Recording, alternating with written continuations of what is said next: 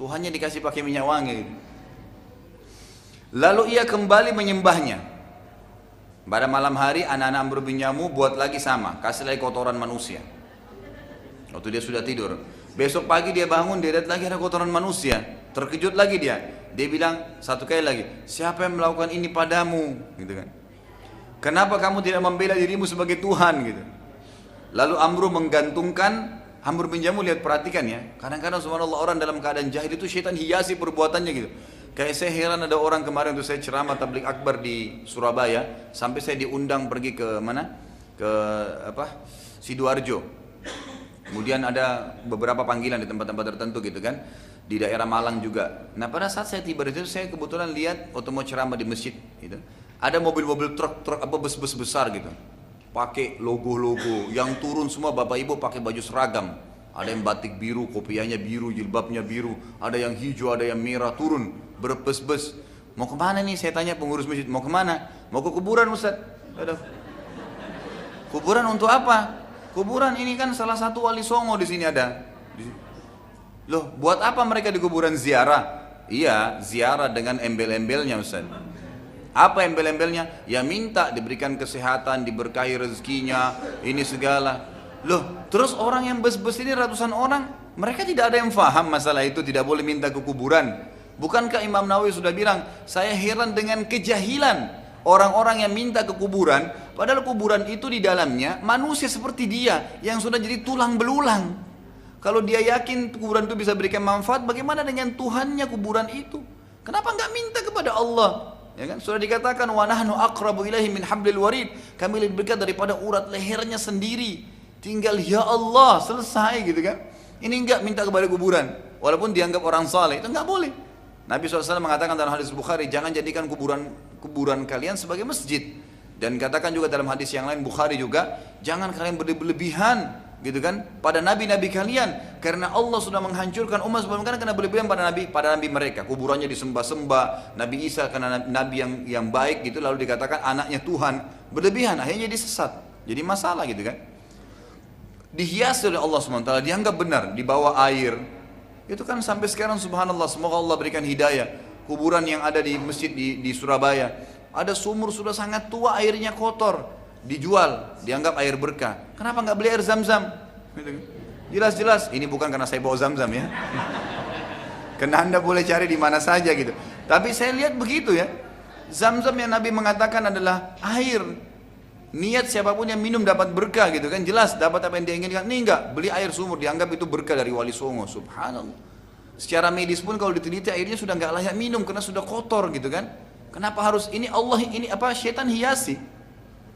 Syaitan menghiasi perbuatan orang supaya dianggap benar gitu.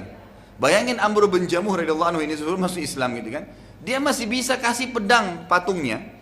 Setelah 2 kali dikotorin sama anaknya nih, dikasih pedang. Lalu dia bilang apa? Nanti kalau ada lagi yang mau kotori kamu, lawan ya. Dia bilang gitu, lawan ya. Bahkan dalam riwayat dikatakan, bunuhlah siapapun yang mengganggumu, gitu kan.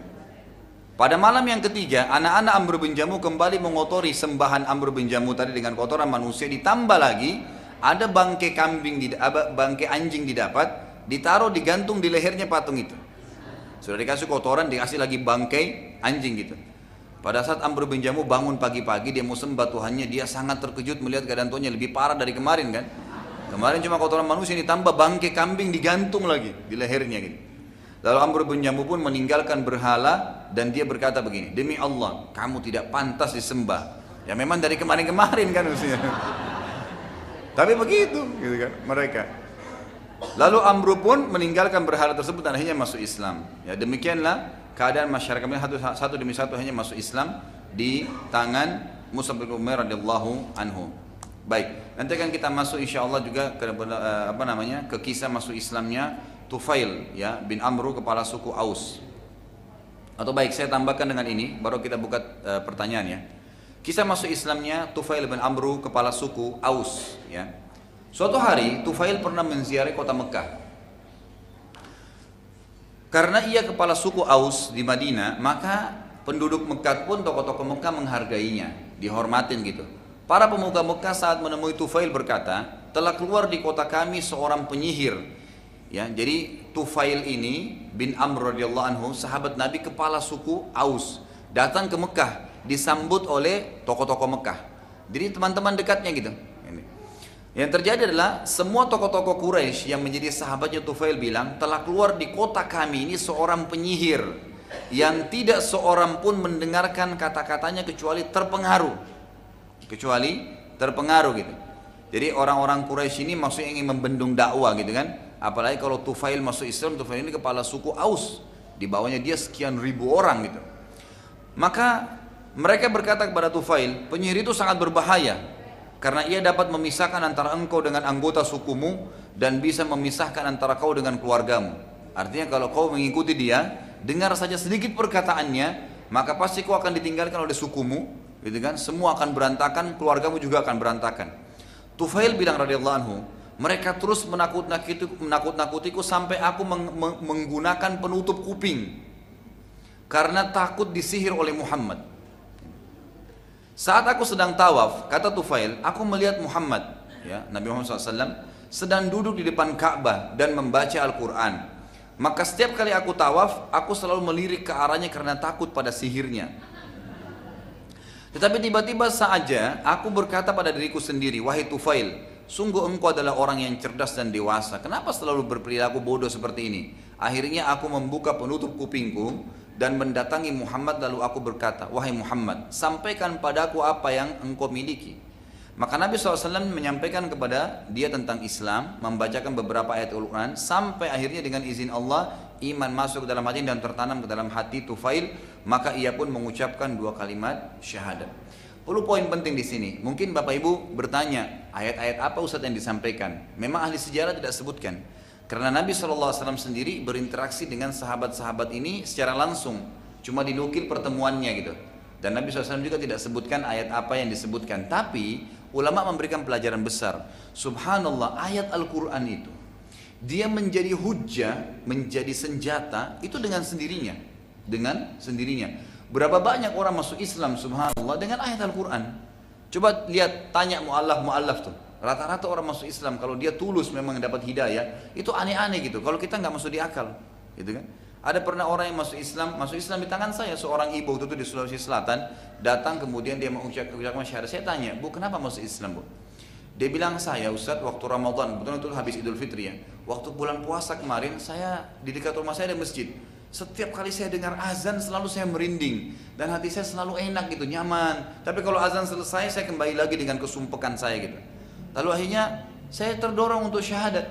Hanya karena itu, kita dengar azan masih asyik tidur gitu kan. Ini bisa syahadat gara-gara azan gitu. Ada teman saya di Surabaya, pendeta masuk Islam di tangan dia, padahal dia bukan dai ya. Dia hanya sahabat dekat seorang notaris gitu ya, tapi sering hadir di pengajian, teman dekat saya kebetulan. Jadi dia cerita waktu itu ada satu pendeta didatangin sama dia bilang gitu. Jadi kejiwaannya mengetahui tentang benarnya Islam ini begitu. Jadi kita nggak usah ragu dengan kebenaran Islam ya. Bapak Ibu, kadang-kadang kita ragu nyampein Islam ini kepada orang Muslim karena kita pikir benar nggak ya, dia terima nggak ya. Itu bukan urusan kita. Sampaikan aja kebenaran itu. Subhanallah, bisa dengan satu kalimat orang ucapin syahadat loh. Banyak terjadi dengan itu. Dia bilang, lalu saya bawain Al-Quran.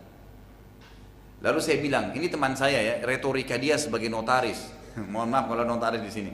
Jadi bukan dai, dia bilang, saya bawa Quran, lalu saya bilang, Pak Pendeta, saya mau tanya pendapat Anda tentang ini. Saya soalnya juga ragu dengan agama saya nih. Dia bilang gitu. Coba lihat nih, dibukain surah Al-Ikhlas, gitu kan. Dia bilang, ini ada kalimat di sini yang buat saya terus berbingung dari kecil sampai sekarang gitu. Tulisannya, lam yalid walam yulad. Tidak melahirkan, tidak dilahirkan. Terus dia bilang, ini terus saya bingung, apa ini maksudnya nih? Saya sendiri ragu. Pendetanya dengan semangat bilang, iya mungkin agama kamu memang tidak benar, gitu kan? Dia bilang gitu. Lalu kemudian dia bilang begini aja, pendeta, Anda pegang ini pelajari, kasih buku Anda saya pelajari. Pendetanya keluarin Injil dalam bahasa Indonesia, dikasih, ini ya kau pelajari, ini belajar, sepakat kita ketemu 1 minggu lagi ya. Baik. Ternyata selama seminggu ini Bapak Ibu sekalian, pendeta ini terus serius nih, karena untuk nanti sampein gitu kan kesalahannya ayat ini kepada teman saya ini. Seminggu kemudian dia tiap hari baca lam yalid walam yulad, lam yalid walam yulad gitu kan. Tuhan tidak beranak, tidak diperanakkan, tidak beranak. Dan itu memang intinya orang Nasrani kan bilang ada anaknya, gitu kan. Ini benar ya, dia bilang gitu. Tuhan semestinya tidak boleh punya anak, gitu. Nggak boleh juga dia diperanakkan, gitu. Nggak ada orang tuanya, gitu. Dia bingung sampai subhanallah dengan kalimat itu saja. Sampai kemudian ketemu dia bilang agama kamu yang benar. Dituntun masuk syahadat, pendeta masuk Islam. Dan subhanallah banyak sekali contoh ayat-ayat Quran yang luar biasa gitu. Makanya Allah SWT menjelaskan dalam Al-Quran gitu kan kepada orang kafir, tentang orang kafir kata Allah SWT kepada Nabi SAW dalam surah Ar-Ra'd, wajahidhum bihi jihadan kabira. Jangan kau taati orang-orang kafir hai Muhammad, dan perangilah mereka, lawan orang-orang kafir itu dengan Al-Quran, dengan jihad yang besar, bukan dengan pedang ya, dengan Al-Quran. Al-Quran itu luar biasa gitu. Al-Quran luar biasa. Dan sudah sering saya berikan contoh-contoh bagaimana banyaknya orang masuk Islam. Itu karena apa namanya? Karena Al-Quran ini. Tentu banyak sekali contoh dan mungkin sudah pernah saya kasih contoh ya. Baik, kita kembali ke bahasan tadi. Maka waktu itu Tufail pun masuk Islam, ucapin syahadat. Dan ingat ya, setiap yang mau masuk Islam langsung pegang tangannya, syahadu la ilaha illallah, syahadu anna Muhammadar Rasulullah. Selesai. Jangan tunda. Kasih kitab lagi yang tebal ini, pelajari dulu ya. Tentang Islam enggak, syahadatin langsung. Karena kalau dia tunda, dia bisa syahadat, kita masih sudah tunda-tunda gitu kan. Lalu dia meninggal 1 menit kemudian Anda tanggung jawab. Kenapa ditunda masuk Islamnya orang? Kan tidak ada ustilah. Kalau mandi itu ulama tidak masukkan dalam kategori syarat masuk Islam. Syahadat selesai. Mandi bagian nanti, gitu kan. Karena Umar mandi itu karena disuruh oleh adiknya Fatimah. Kan pada saat mau masuk Islam nanti kita bahas masuk Islamnya Umar ya apa? Yang sebagaimana apa namanya sudah kita jelaskan nanti atau kita jelaskan pada saat masuk Islamnya Umar radhiyallahu anhu.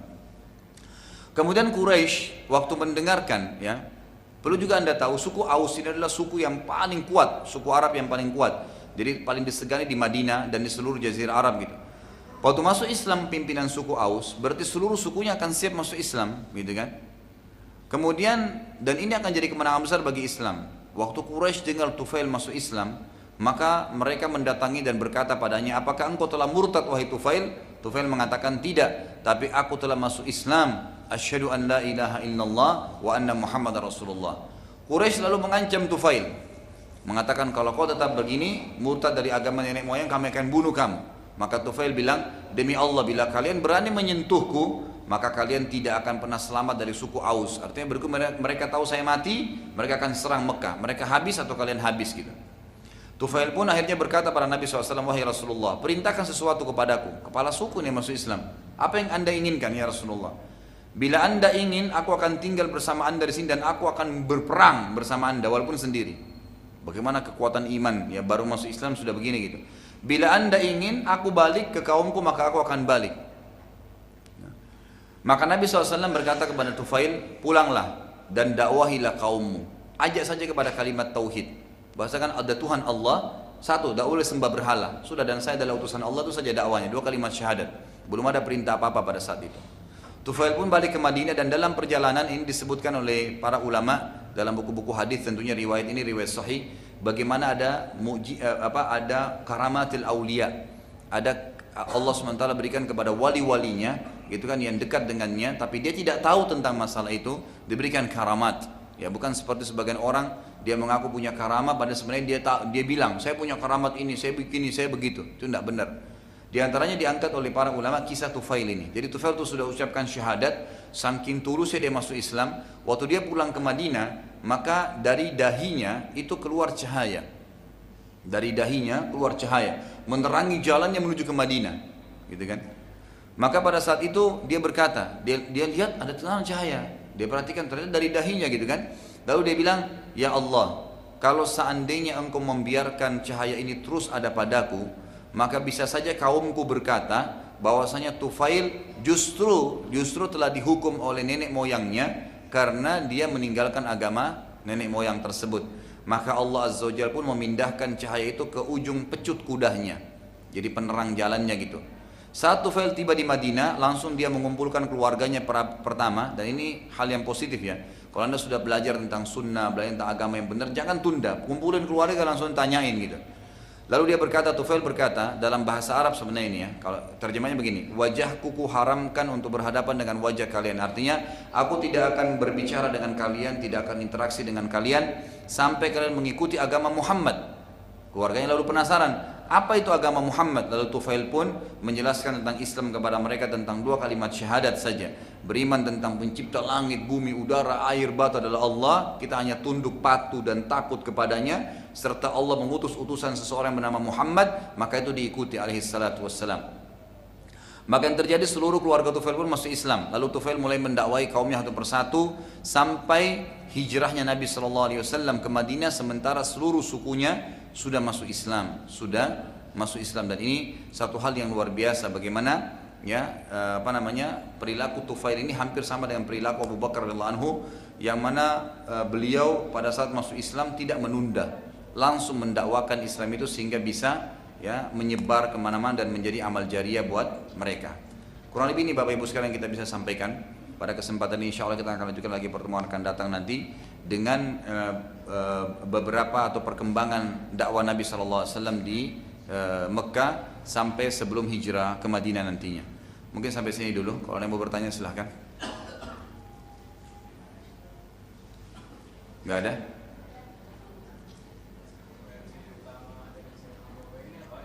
Apa itu? Referensi sirah. Cukup banyak referensi sirah ya. Kalau tidak salah pernah juga saya tinggalkan kepada panitia tulisan saya ini, nanti bisa diambil. Kalau mau pakai buku-buku banyak, seperti ada buku tentang Sirah Nabawiyah yang diterbitin oleh banyak penerbit sih di Jakarta ya. Tapi ada di situ selalu ditulis yang ditulis oleh Habibur Rahman, gitu kan, orang yang mendapatkan juara 1 oleh Rabita Alam Islam untuk diadakan perlombaan menulis Sirah Nabawiyah, Itu diantara referensi. Dan cukup banyak ya buku-buku sirah, hampir semuanya buku sirah insya Allah bisa dipakai seperti Sirah Ibnu Hisham gitu kan. Tapi saya sarankan agar tidak menjabar kemana-mana. Seperti misalnya ada banyak orang-orang Islam juga belajar sirah ini dari orang-orang Barat, dari para orang orientalis, itu nggak benar, gitu kan. Ada di antara mereka yang kadang-kadang menyebutkan tentang kebohongan-kebohongan, bahkan menghina Nabi SAW seperti kenapa Nabi poligami, ya kemudian menghina kehidupan sebagian kehidupan Nabi SAW, gitu kan, itu semua tidak benar. Jadi cukup buku sirah itu Ibnu Hisham, ada terjemahan bahasa Indonesia tapi saya tidak ingat penerbitnya apa, dengan tulisan Habibur Rahman tentang masalah Sirah Nabawiyah tadi.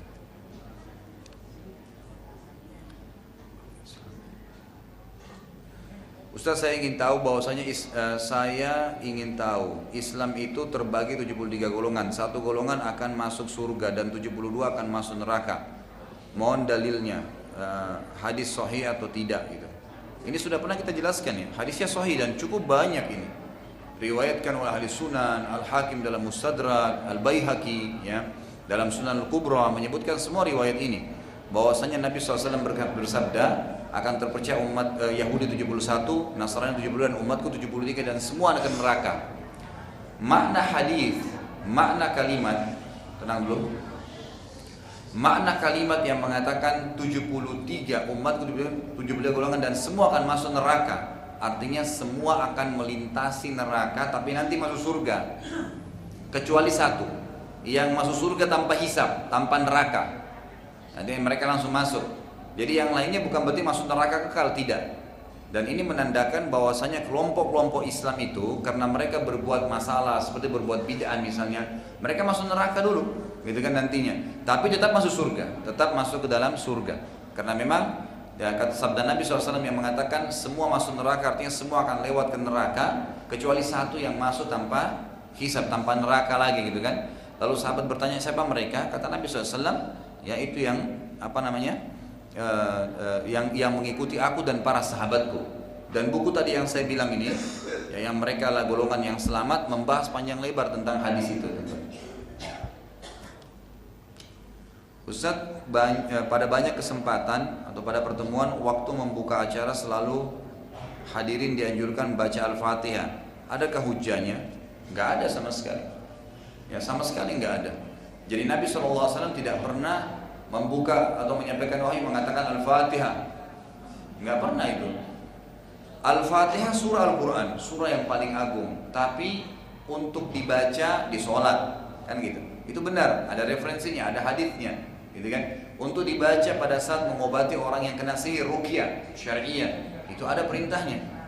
Tapi kalau Al-Fatihah dikirim untuk orang mati, dibaca pada saat pembukaan acara, butuh dalil, gitu kan. Mana dalilnya? Pernahkah Nabi SAW mengatakan Al-Fatihah kepada ahli Badr? Ada riwayatnya nggak? Nggak pernah. Lalu kenapa harus kita baca gitu kan? Sama di awal pertemuan, tapi yang ada hadisnya adalah kata Nabi SAW, semua kullu zi amrin la yubda'u bismillahi fahuwa akhta'. Dalam riwayat dikatakan kullu amrin zi balin la yubda' bismillahi wassalatu alayya fahuwa akhta'. Kan gitu. Atau kama Nabi SAW. Jadi ada hadis dua, yang pertama semua perkara yang dimulai pertemuan, ya kan gitu, apa saja yang tidak dimulai dengan nama Allah maka akan akhta, hilang berkahnya. Dan semua perkara dalam riwayat lain yang tidak dimulai dengan nama Allah dan membaca salawat kepadaku maka akan hilang berkahnya. Itu ada riwayatnya. Tapi kalau membaca Al-Fatihah tidak ada. Itu tidak ada sama sekali. Makanya di sini bukan berarti sekali lagi kita menghinakan Al-Quran ya, atau menjatuhkan. Sering ada orang salah paham gitu. Oh berarti Ustadz ini larang baca Al-Fatihah. Bukan larang, tempatkan pada tempatnya. Baca di sholat, kan gitu. Baca pada saat ruqyah, itu yang ada. Tapi kalau yang lainnya memang tidak pernah. Bahkan habis sholat 5 waktu pun tidak ada perintah untuk membaca. Tidak masuk dalam zikir sholat itu baca Al-Fatihah. Yang ada baca ayat kursi, Al-Ikhlas, Al-Falaq, An-Nas. Jadi tempatkan itu pada tempatnya semua. Jadi benar. Mohon penjelasannya bagaimana pandangan dalam syariat Islam jika kita selalu datang ziarah ke makam keluarga, istri, suami, anak untuk membersihkan lokasi. Kalau ziarah keluarga nggak masalah. Bukan cuma ziarah keluarga, ya ziarah siapa saja, ziarah kuburan. Ziarah kuburan kaum muslimin itu sunnah. Kata Nabi SAW dalam hadis yang sahih, kuntu nahaytukum an ziyaratul kubur fazuruha fa inna tudzakkirul akhirah. Dulu di Mekah kata Nabi, saya larang kalian ziarah. Nas'alullah lana wa lakum wal afiyah. Keselamatan bagi kalian wahai penghuni kuburan orang beriman dan orang muslim, ya. Sesungguhnya kalian telah mendahului kami dan kami meminta keselamatan untuk kami dan untuk kalian. Itu memang ada perintahnya, itu memang ada perintahnya. Tapi yang lain tidak ada, ya. Jadi ini sebatas itu saja gitu, sebatas itu saja. Kalau misalnya kita datang membersihkan, apalagi kalau ada kerabat ya, misalnya orang tua itu kalau sudah meninggal, berarti bentuk bakti kita adalah menziarahi kuburannya kata ulama, mendoakan selamati, beristighfar kepada Allah untuk mereka. Yang ada perintahnya semua kita kerjakan, bersedekah untuk mereka. Haji dan umroh termasuk ziarah kubur, Juga perlu Bapak Ibu tahu, ziarah kubur itu ulama rincikan, boleh termasuk ziarah kubur kita datang ke depan kuburannya, boleh juga tidak. Terutama bagi perempuan muslimah ya. Jadi dianjurkan oleh para ulama, kalaupun ziarah kubur dan di kuburan itu ada kuburan orang tuanya, maka mereka cukup di pagar saja, di luar, dari tembok luar, nggak usah masuk ke dalam. Sebagaimana sering dilihat kalau di kuburan Baqi di Madinah gitu kan, dituntunkan agar mereka dari pagar memberikan salam, sudah cukup kok. Karena kita berdoa dari mana saja sampai kepada orang tua kita yang sudah meninggal gitu kan. Tapi kalau pertanyaan selanjutnya tadi, kalau saya datang untuk membersihkan kuburan, jadi sebenarnya ulama memakruhkan ya. Tapi kalau memang pun darurat untuk dibersihkan karena kotor sekali nggak masalah. Tapi tidak ada dalam Islam kita bawa kembang, siram air, ya. Kadang-kadang kalau kita tanya kenapa disiram air kuburannya Bapak Ibu sekalian, oh karena kering, kebetulan kemarau, tanahnya pecah-pecah. Nggak ada hubungannya sama dia dalam kuburan itu. Kalau dia orang beriman tetap akan jadi taman dari taman surga, nggak ada hubungan sama sekali, gitu kan? Kalau dia misalnya memang orang fasik, walaupun kuburannya dari marmer pakai AC, tetap disiksa di kuburan. Sama dengan membawa kembang itu tradisinya orang-orang non Muslim, kan orang Islam. Kita nggak perlu taruh kembang supaya kelihatan segar, nggak ada hubungannya. Yang mau bagus adalah doakan dia, istighfar untuk dia ya. Ya Allah ampunilah dia misalnya. Kemudian kita sedekah untuk itu jauh lebih baik sesuai dengan tuntunan dari Nabi SAW.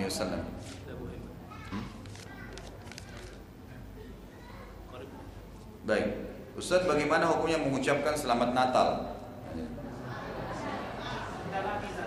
Sebentar lagi ya. Baik.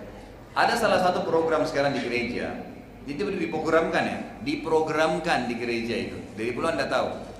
Pendeta-pendetanya sekarang dan pastor itu menekankan kejamaahnya agar mengucapkan selamat lebaran untuk kaum muslimin. Ada alasannya.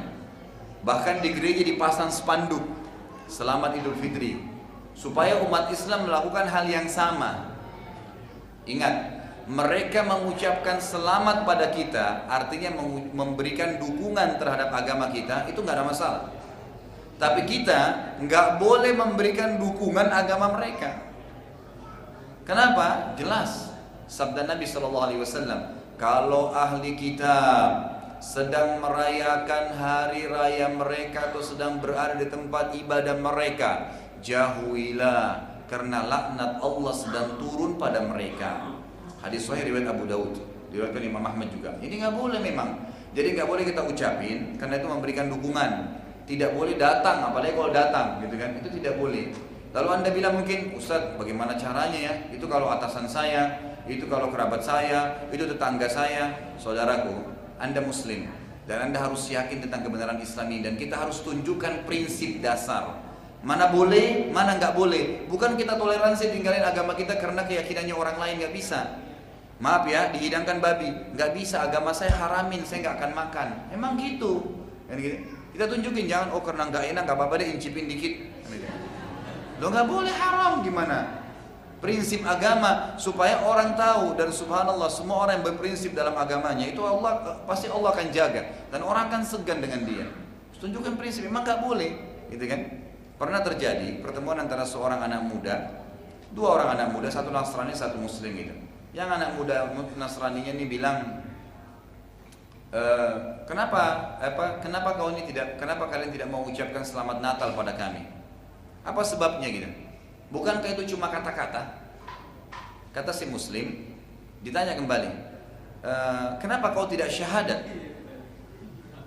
Lalu yang Nasrani bilang, ya kalau saya syahadat saya tinggalkan agama saya berarti.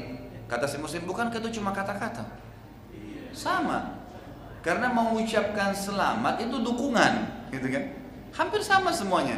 Jadi memang itu prinsip dasar, maka sebaiknya jangan ditinggalkan saja, gitu kan? Dan tunjukkan pada mereka, maaf saya tidak ucapin karena agama saya tidak membenarkan.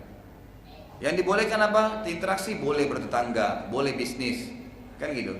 Boleh menjenguk kalau dia sakit, boleh. Tapi kalau sudah mati nggak boleh loh. Datang ke rumahnya, kalau mati ya, emang nggak boleh. Oh Ustaz, bagaimana caranya kalau teman saya, tunjukin memang maaf saya nggak datang kalau sudah mati, karena dilarang, nggak boleh. Sudah mati dalam keadaan kufur. Tapi kalau masih sakit boleh, dia masih hidup, dia butuh bantuan, bantu, nggak masalah. Saya pernah ditanya oleh jemaah saya, Ustaz, waktu di Jogja terjadi gempa, mayoritas kampung yang kena gempa itu mayoritas Nasrani. Boleh nggak Ustaz kita nyumbang untuk perbaiki rumah mereka? Boleh, nggak masalah. Nyumbang perbaiki rumah, fasilitas umum boleh. Jangan bangun tempat ibadahnya ya, nggak boleh bangun gereja. Tapi kalau bantu rumahnya, ya kita perbaiki jalannya, sumur, nggak masalah. Mungkin bisa menjadi dakwah buat mereka. Dan terbukti memang begitu. Waktu LSM Muslim banyak masuk ke Jogja kemarin, akhirnya banyak masuk Islam. Gara-gara perbuatan muamalah yang baik itu. Tapi tidak mendukung akidah mereka. Tidak mendukung akidah, bukan menyumbang untuk bangun tempat ibadah, nyebarin bukunya atau apa saja. Jadi sebagai dihindari memang. Bagaimana Nabi SAW memperlakukan suku di seluruh Jazirah Arab? Saat itu banyak golongan Islam, ada yang mengusung khilafah. Apakah dakwah Nabi dakwah tauhid atau membuat khilafah? Bagaimana interaksi dengan saudara yang bergolong-golongan ketika didakwai dakwah tauhid, malah menolak karena akan merusak silaturahim? Sebenarnya tidak ada di zaman Nabi SAW khilafah. Nggak ada khilafah di zaman Nabi SAW. Khilafah itu diistilahkan oleh para ulama adalah khilafah penerus, ya, penerus kepemimpinan Nabi SAW. Makanya yang memimpin dinamakan khalifah, khalifatul Rasulillah, ya, pengganti penerus Nabi SAW. Jadi tidak ada zaman Nabi SAW khilafah, nggak ada. Nabi dikatakan adalah masa keemasan kenabian, masa nabawi atau nubuah, itu ada di zaman Nabi SAW. Baik, bagaimana Nabi SAW mempersatukan mereka? Dengan ilmu. Nabi SAW hanya menyatukan mereka dengan ilmu dari wahyu. Hadir di pengajian, Nabi SAW sampaikan wahyu, mana haram, mana halal, bagaimana mengenal Allah, bagaimana berhubungan dengan Allah, selesai. Itu disampaikan ilmunya. Dan ilmu itu sangat luas ya, ilmu tauhid, ya, dalam masalah akidah dijelaskan, untuk ayat-ayat Al-Quran turun, gitu. Jadi itu yang dijelaskan oleh Nabi SAW. Tidak ada kecuali dengan ilmu, nggak ada yang lain gitu. Makanya Nabi SAW sangat menyambut sahabat-sahabat yang datang untuk belajar. Ya, setiap ada sahabat yang datang mau belajar ilmu agama, beliau mengatakan hani'an, ya, selamat datang ya tullabul ilm, wahai penuntut para ilmu. Sampai beliau menyiapkan sebuah tempat di belakang rumah beliau dikenal dengan sufa, ukuran 5x5 meter, khusus untuk orang-orang yang menuntut ilmu gitu kan. Jadi wahyu turun, beliau keluar langsung nyampaikan kepada para sahabat ini. Bayangkan saja kalau dalam 2 jam atau kita duduk di sini menyampaikan cuma beberapa hadis, cuma tentang sejarah Nabi saja, kita sudah merasa iman kita bertambah kan? Bagaimana kalau kita berhadapan dengan Nabi SAW, gitu kan? Beliau menyampaikan ayat yang turun, beliau menyampaikan tentang wahyu yang turun kepada beliau, maka tentu lebih tersentuh, otomatis gitu kan? Jadi kalau 2 jam saja kita duduk, ilmu iman kita bertambah. Bagaimana kalau kita tiap hari mengadakan pengajian seperti ini dan macam-macam materi? Ada sirah, ada akidah, ada hadis, ada fikih, maka akan luar biasa. Dengan ilmu itulah orang jadi paham, dan dengan itu disatukan umat. Makanya Nabi SAW pernah terjadi, kalau anda bicara tentang perpecahan umat sekarang, ini semua muncul karena satu penyebab, kejahilan dan fanatisme. Jahil dengan ilmu agama ditambah fanatik lagi dengan kejahilan itu. Ini yang jadi masalah. Makanya Nabi SAW pernah dalam hadis Bukhari, ini kejadian begini, sederhana sekali. Orang-orang Ansar di Madinah, setelah hijrah Madinah, sahabat sudah banyak belajar wahyu gitu. Orang-orang Ansar bilang gini, iseng bercanda gitu. Lagi selesai sholat, ngumpul-ngumpul semua sahabat Muhajirin dan Ansar. Ada satu orang Ansar bilang begini, ayo orang-orang Ansar kumpul yuk di sini. Muhajirin nggak boleh ikut ya, bercanda gitu. Kayak misalnya di masjid dia bilang, ayo orang-orang Jakarta ke sebelah kanan ya, yang Bekasi sebelah kiri. Misal, ayo sini, bercanda aja gitu. Lalu ada satu orang Muhajirin bilang begini, dia lihat bercanda, dia sambil senyum dia mengatakan, ayo Muhajirin sebelah sini yuk, Ansar nggak usah ikut. Anda tahu apa yang terjadi? Waktu Nabi SAW dengar itu dan beliau keluar, langsung beliau mengatakan, da'ha fa innaha mumtinah. Tinggalkan ini perusak kalian nih. Bermula dari sini. Ingat, dalam Islam tidak ada batas negara, nggak ada batas suku, nggak ada batas jabatan, nggak ada batas fisik. Semua yang syahadat sama. Halal berlaku padanya, haram berlaku padanya. Kan gitu. Bapak Ibu sekarang kalau kita sekarang ke Afrika, tiba waktu duhur, sholat nggak? Sholat, walaupun di Afrika loh. Di Eropa, ibu-ibu sekarang di belakang, muslimah, ke Eropa, ke Amerika berangkat, jilbabnya dibuka? Enggak, tetap harus pakai. Sama, standarisasi hukum, mau kulit kita hitam, mau putih, mau warga negara apa, tidak ada batasnya. Islam punya standarisasi hukum, gitu kan, yang harus diikuti. Maka sebenarnya kita tidak boleh berpecah. Berpecah ini karena kejahilan, meninggalkan agama ini. Kalau kita belajar betul dengan wahyu, mana halal dinikmati, mana haram ditinggalkan, belajar dengan sumber yang benar dari Nabi, dari sahabat yang mengambil dari Nabi SAW, insya Allah pasti akan benar, akan bersatu. Makanya orang-orang yang sudah paham sunnah Nabi SAW dari sumber yang benar dari sahabat, tidak akan ada masalah. Yang menyimpang ini Ahmadiyah, ngaku Nabi lagi, gitu kan? Orang Syiah, caci maki sahabat, kafirkan sahabat. Kelompok ini menghina ini, menerima dalil yang tidak benar, karang-karang dalil. Ini kelompok macam-macam. Tapi coba kalau kelompok yang benar, yang ikuti kalau Allah, kalau Rasul alaihissalam, jalani seperti sahabat berikan contoh, selesai. Tidak akan ada masalah. Tidak akan ada masalah gitu. Bagaimana tentang Syiah? Apakah Islam atau bukan? Jadi kalau Syiah itu sekarang orang-orang mengaku sebagai Islam. Kelompok Syiah mengaku sebagai Islam. Kalau anda tanya saya pribadi, saya bilang bukan Islam. Kalau saya bilang bukan Islam. Apa alasannya? Ada alasan. Yang pertama, subhanallah, mereka mengkafirkan asas semua Syiah, mengkafirkan sahabat. Siapa sahabat? Nabi Muhammad, bukan sahabat saya ya. Sahabat Nabi kita. Saya dan sahabat ini beda dengan teman ya. Istilah sahabat beda dengan teman. Sahabat itu orang yang sangat dekat gitu loh. Kan gitu, sahabatnya. Makanya Nabi SAW mengatakan, la tasubbu ashabi. Jangan kalian coba-coba caci maki sahabat saya. Lau anfaqa ahadukum mithlu uhudin dhahaban ma balaga muddi ahadihim wala nasifa. Kalau salah seorang dari kalian coba berinfak seperti gunung Uhud emas semua, tidak bisa menyamai ya infak mereka ya, ataupun setengah daripada infak mud ya, satu genggam infak mereka. Sekalian satu gunung, mereka satu genggam, maka kalian tidak bisa menyamai itu. Jadi Nabi SAW mencaci maki sahabat, apalagi sampai mengkafirkan, berarti sedang mencaci maki Nabi sendiri. Karena saya misalnya pilih seorang sahabat nih, sahabat dekat saya, sahabat saya dicaci maki, pasti saya marah dong, kan gitu. Ini teman dekat saya, gitu kan, dicaci maki, dikafirkan, itu bahaya. Terus kalau mertua saya, gitu kan, Mertua saya dikafirkan, Abu Bakar dikafirin, Umar dikafirin, istri saya, gitu kan? Aisyah misalnya, ya istri Nabi SAW dicaci maki, dikafirkan. Nabi berarti dihina dong. Mertuanya dihina, istrinya dihina, sahabatnya dihina. Bagaimana bisa dianggap orang-orang seperti ini masih Islam gitu loh? Susah sekali gitu kan? Sampai sekarang ada syahadat yang baru diperbarui orang-orang Syiah selain asyhadu alla ilaha illallah wa anna muhammadar rasulullah, dan juga syahadat untuk mengkafirkan, pasti kafir Abu Bakar, Umar dan Aisyah. Apa manfaatnya gitu? Di Iran itu sampai mereka buat sendal namanya Abu Bakar Umar diinjak-injak karena hina dengan siapa kita dan siapa Abu Bakar itu mertua Nabi dan sahabat Nabi gitu. Dari sisi mana kita bisa lihat gitu? Menghina istri seseorang berarti menghina dia. Karena Nabi pilih sebagai istri, dan Allah pastikan semua istri Nabi akan menjadi istri Nabi di akhirat, bukan cuma di dunia, gitu kan? Nah, itu jelas dalam banyak ayat Al-Quran gitu kan? Tapi ini jelas. Jadi dicaci maki, berarti mencaci Nabi SAW. Ini sudah satu. Yang kedua, mereka mengatakan Quran itu kurang. Allah mengatakan dalam Al-Quran, Inna nahnu nazzalna dzikra wa inna lahu lahafidhun. Kami benar-benar turunkan Al-Quran itu sebagai zikra, peringatan, dan kami pasti menjaganya. Bukan malaikat, bukan Nabi, Allah mengatakan dan kami akan menjaganya. Lalu mereka bilang tidak kurang, 49 juz. Allah sudah, Nabi SAW sudah lengkapi, sudah jelas 30 juz. Ibnu Katsir mengatakan tidak turun firman Allah, Al-yawma akmaltu lakum dinakum sampai akhir. Hari ini aku sempurnakan agama kalian sampai akhir, di Al-Maidah ayat 3. Kecuali kata Ibnu Katsir, Nabi SAW sudah menyampaikan semua amanahnya Allah. Enggak ada lagi tulisan la ayat atau hukum halal haram, semua sudah jelaskan. Yang hitam, yang putih, yang tidak jelas sama-sama, yang jelas, semua sudah jelaskan Nabi SAW. Jadi kalau ada orang mengatakan Quran itu masih kurang, berarti dia menghina Allah Subhanahu Wa Taala. Kitabnya sudah dilengkapkan. Nabi SAW tidak meninggal, kita sudah menyampaikan amanah. Seakan-akan Nabi belum sampaikan amanah. Quran kurang. Ini gimana ini gitu kan? Sudah jelas kacau balau gitu. Kemudian yang parah lagi, ya, itu mereka menganggap Jibril berkhianat. Kalau salam itu selalu mereka tepuk pahanya mengatakan khanal amin, khanal amin. Telah berkhianat amin. Siapa itu amin? Jibril. Mestinya wahyu turun bukan kepada Muhammad tapi kepada Ali. Berarti seakan-akan ini terpaksa Nabi Muhammad terima wahyu, mestinya untuk Ali.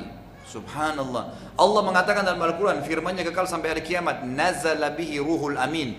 Allah turunkan dari langit kepada Muhammad SAW ruh amin. Ya, ruh yang terpercaya itu adalah Jibril. Mereka mengatakan tidak, khanal amin, telah berkhianat amin, itu Jibril. Baru mereka salam. Subhanallah. Tanah Karbala, ya, di Irak yang matinya Husain radhiyallahu anhu. Kita umat ahli sunnah pun mengatakan Husain mati syahid, yang membunuhnya zalim, gitu kan? Tapi mereka mengatakan lebih suci daripada Ka'bah, daripada tanah-tanah di Mekah. Ini menyimpang sekali gitu. Kalau saya pribadi sudah jelas bukan bagian dari Islam, dan Anda jauhi, jangan belajar tentang Syiah. Sudah jelas sekali banyak indikasi yang menjauhkan dari agama ini. Ini saya kira saya mau disuruh pesan nasi padang ini. Saya pakai kertas nasi padang ini. Bagaimana dengan vaksin meningitis yang ada di apa ini? Dikatakan ada oleh Menteri Kesehatan, namun farmasi tidak bisa diberi label halal. Saya subhanallah ya, dan ini saya harus menyampaikan kebenaran gitu. Saya heran dengan adanya orang yang mengaku sebagai Islam, Muslim gitu kan, lalu menghalalkan segala macam cara gitu. Menganggap misalnya seperti statement sekarang keluar bahwasanya boleh minum obat karena ahli-ahlinya sendiri agama sudah mengatakan nggak masalah karena itu darurat. Dari mana bahasa obat itu minum darurat? Dari mana itu? Obat itu fasilitas untuk berobat, iya, untuk sembuh, bukan darurat. Kasus kita boleh memakan babi kalau darurat, ulama berikan contoh. Di padang pasir, nggak ada lagi makanan kecuali itu, dan kita bisa mati kalau nggak makan. Bangke kah, babi kah, maka kita makan itu pun kata ulama. Anda boleh kembali kepada semua buku tafsir, lukma au lukmatain. Satu potong atau dua potong maksimal yang bisa membuat kita tidak mati kelaparan. Bukan makan santap gitu kan yang banyak, enggak. Dalam keadaan darurat. Dari mana obat itu jadi darurat gitu? Maka boleh babi pun jadi halal. Dari mana? Dan anehnya ini bukan ulama yang memberikan fatwa, tapi orang yang tidak paham agama gitu. Mau lagi disebarin masalah, kemarin alhamdulillah dibatalin masalah kondom dibagi-bagi. Subhanallah. Mau menyebarin silahkan gitu kan. Anda tahu berapa anggarannya? 28 miliar. Perusahaan kondomnya untung 28 miliar itu kalau di kemarin berhasil programnya. Karena masalah duit. disebarkan di tengah-tengah masyarakat supaya mereka sosialisasikan masalah ini. Subhanallah, kenapa nggak pakai anggaran itu untuk nikahkan orang? Kenapa nggak panggil anak muda, ayo daripada kumpul kebun nikah, dinikahin oleh pemerintah resmi, panggil orang tuanya, biayai, itu benar gitu kan? Apalagi membawa nama agama Islam, nggak boleh, subhanallah, gitu kan? Nggak boleh, haram. Dan saya sudah ingatkan sampai masalah, gitu kan? Sampai masalah agama pun, ya sampai masalah, ya apa namanya? Perintah-perintah agama pun tidak boleh dianggap remeh, dan Muslim tidak boleh tinggal diam, harus diingatkan, gitu kan? Yang salah-salah, yang benar-benar gitu.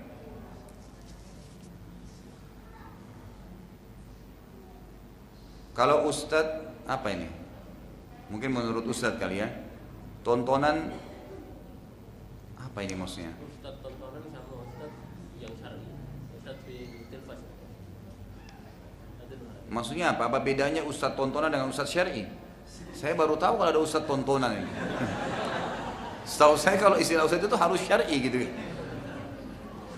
Berarti sekarang bukan cuma perbankan syar'i yang ada ya. Ada Ustadz syar'i, ada Ustadz tidak syar'i gitu ya. Ya kalau saya sebenarnya tidak pakai istilah seperti itu ya. Kalau memang dia menyampaikan qala Allah, qala Rasul, Allah berfirman, Nabi SAW bersabda, kemudian diikuti dengan pemahaman yang benar. Ingat ya, banyak kelompok Islam sekarang mengaku memang menggunakan Al-Quran dan Sunnah, tapi sayangnya mereka tidak mengikuti pemahaman sahabat sehingga menjabarkan sendiri. Anda tahu orang-orang liberal sekarang itu, dia bilang dia pakai ayat, gitu kan? Kenapa boleh nikah lintas agama? Dia ambil cuplikan ayat tentang adanya Nasrani, Yahudi yang disebutkan dalam beberapa ayat tentang orang-orang yang beriman di antara mereka sebelum diutusnya Nabi Muhammad SAW di masa mereka, kalau mereka meninggal bisa masuk surga, itu diangkat, diambil cuplikannya tanpa melihat ayat-ayat yang mengkafirkan mereka setelah Nabi Muhammad SAW datang gitu. Lalu mereka bilang buktinya kan boleh. Mereka juga ahli surga, kita boleh nikah dengan dia. Loh, saya sering jawab teman-teman liberal itu, kalau Anda mengatakan boleh semua agama benar, jadi aja Yahudi atau Nasrani. Enak loh jadi Nasrani, nyanyi seminggu sekali masuk surga. Untuk apa sholat 5 waktu? Kan gitu, ibu-ibu untuk apa pakai jilbab? Jadi Nasrani aja. Subhanallah gitu kan. Allah mengatakan innal ladzina kafaru min ahlil kitab wal musyrikin fi nari jahannam khalidina fiha. Surah Bayyinah Allah katakan, sudah kafir Allah katakan ahli kitab, jelas, gitu kan? Dan orang-orang musyrik dan mereka akan kekal dalam api neraka kalau mereka meninggal dalam keyakinan tersebut. Dalam hadis Muslim dikatakan, misalnya, ya tidak ada seorang pun yang mendengarkan saya menjadi nabi, diutus sebagai nabi dari Yahudi, Nasrani dan Majusi, kemudian mereka tidak beriman pada saya dan mereka meninggal dalam keyakinan itu kecuali mereka termasuk penghuni neraka. Akidah kita jelas, Yahudi, Nasrani tidak beriman, kafir, meninggal masuk neraka. Titik. Siapapun yang bantai itu hukum Allah, nggak bisa, gitu kan? Tapi mereka datang karena mau menjabarkan ayat semaunya dia, bukan mengikuti pemahaman sahabat, jadi dia jabarin semaunya, gitu kan? Jadi banyak macam-macam. Sampai hal lain tidak masuk di akal gitu. Para orientalis juga banyak menjabarkan itu. Banyak menjabarkan macam-macam ayat tentang Nabi Lut lah, tentang inilah, tentang itulah. Yang semua tidak masuk di akal gitu. Semua tidak masuk di akal. Jadi memang pemahaman Quran dan Sunnah harus diikuti dengan pemahaman sahabat yang hadir melihat wahyu turun. Maka kita akan benar. Makanya selalu ada istilah mengikuti pemahaman salafus saleh dari sahabat kita. Baik, ini pertanyaan terakhir ya. Saya mau tanya bagaimana hukumnya kalau saya menghadiri tahlilan karena saya diundang, tapi saya diam saja tidak mengikuti, apa hukumnya? Karena di tempat saya masih banyak orang-orang ahli bid'ah. Untuk apa hadir gitu? Sudah hadir nggak ikut, duduk manis gitu kan? Ya sama. Ulama mengatakan masih boleh kita datang ke satu tempat yang ada perbuatan dilarang dalam agama, ibadah yang tidak dicontohkan seperti perbuatan bid'ah. Kalau kita bisa mengingatkan dan hanya datang ingatin ini nggak boleh ya, karena Nabi tidak pernah contohin, pulang itu boleh. Tapi kalau duduk di situ nggak boleh. Sama ada orang lagi nonton film nggak benar, lalu kita duduk di situ, nggak deh, saya mau nasihatin mereka. Gimana caranya kita mau nasihatin, tontonannya lagi jalan? Nggak mungkin. Nanti kalau kita nasihatin ini nggak boleh gini-gini, kita keluar langsung dia bilang, tadi juga ikut nonton. Datang, maaf ya itu nggak boleh dalam Islam, dilarang, haram gini-gini, tinggalin. Nggak usah pusing dengan hidayah di tangan Allah, bukan kita. Kan gitu, tidak mungkin kan gitu. Jadi walaupun kita mau, nggak mungkin kita bisa memberikan hidayah kepada siapapun. Allahu a'lam. Mungkin sampai situ dulu, karena saya ada pengajian lagi juga. Saya harus lanjutkan lagi di Tebet. Kalau ada benar dari Allah, kalau ada salah dari saya mohon dimaafkan. Subhanakallahumma bihamdika asyhadu an la ilaha illa anta astaghfiruka wa atubu ilaik. Wassalamualaikum warahmatullahi wabarakatuh.